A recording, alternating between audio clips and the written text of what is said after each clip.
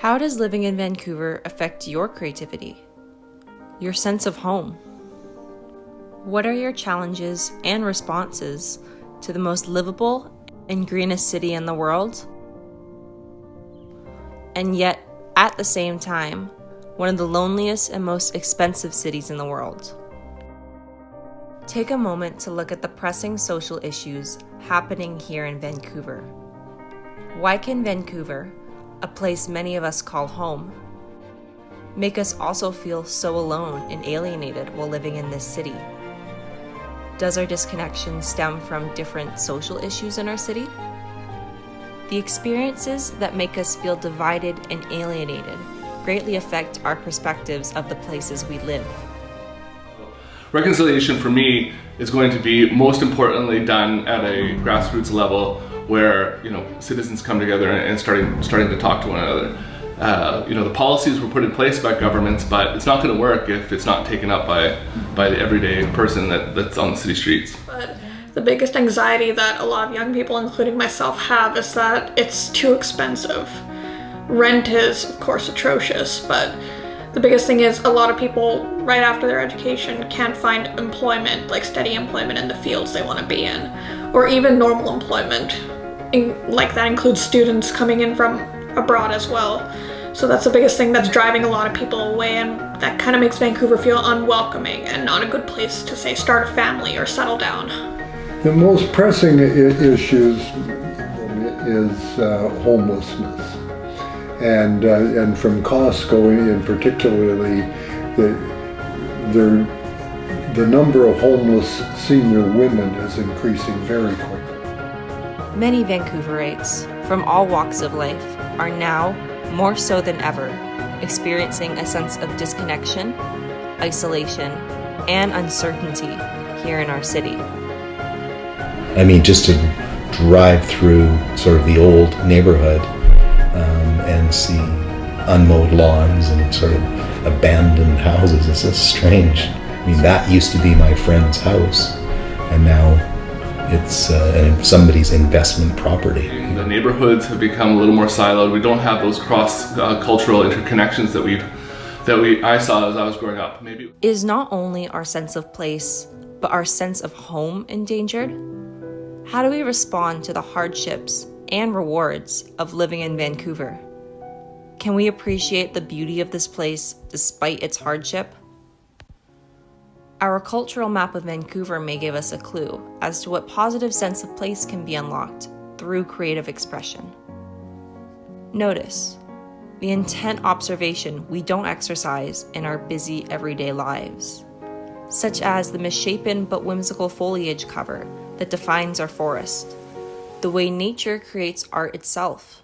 Yes, and of course my fundamental love from childhood has been the natural world, so I'm so happy when people find beauty in it and start caring about the natural world.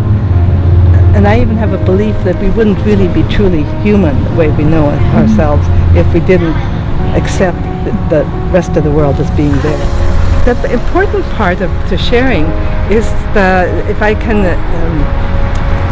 what would be a trigger or inspire or get people to have the sense of connectedness and the sense of beauty, because so much of what we consider relevant, it comes through accepting the beauty of things.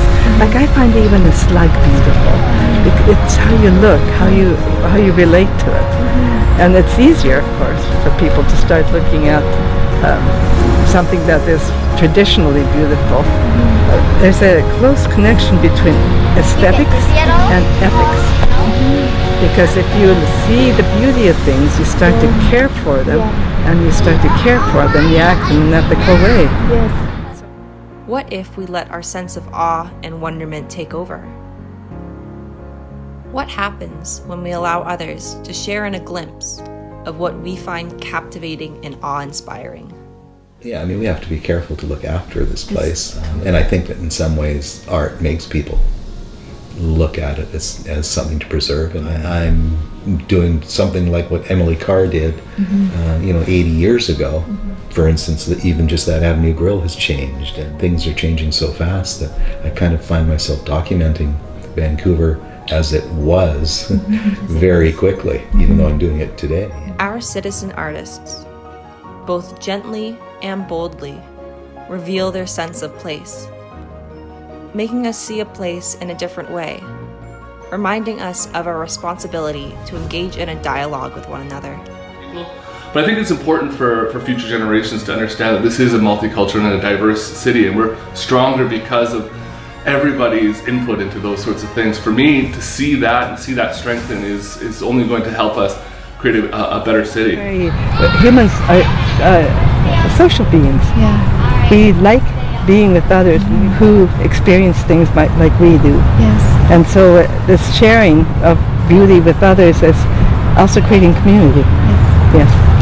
A community of care.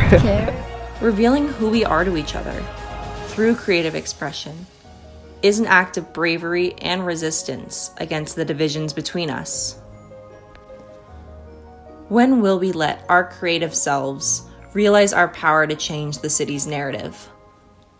Auguste Boal, the founder of the Theatre of the Oppressed, there are a number of things that were really important to him. Mm-hmm. And one of them that I really agree with is that we are all artists. Mm-hmm. And I end up working with people who've never thought of themselves that way, ever. And it's incredible inside a process to see that fire get lit, that little tiny flame, when they recognize the artist inside themselves and are then more able from a personal place to be part of a collective process.